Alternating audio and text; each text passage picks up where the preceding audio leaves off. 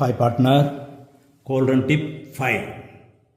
A and B partner. Okay, என்ன சொல்கிறாங்க? To fill up the following entry.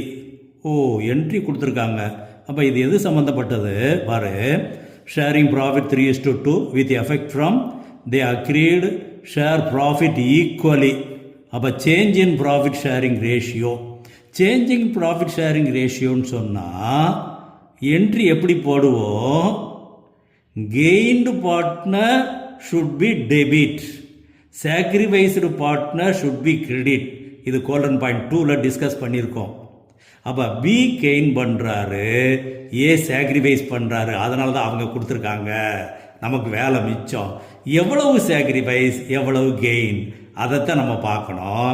இப்போ இதில் பாரு, ஓல்டு ஷேர் 3:2 35 2/5, நியூ ஈக்குவல் 1/2 1/2. அப்போ ஏ பாரு, ஓல்டு 3/5 நியூ 1/2.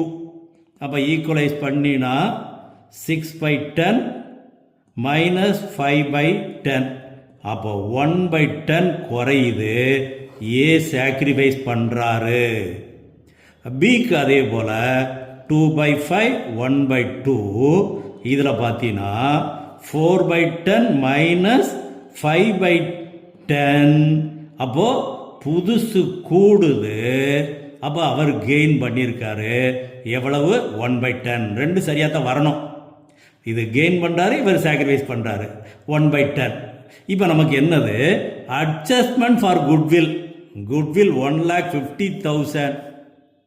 இதுக்கு அட்ஜஸ்ட்மெண்ட் என்ட்ரியை கொடுத்துட்டாங்க.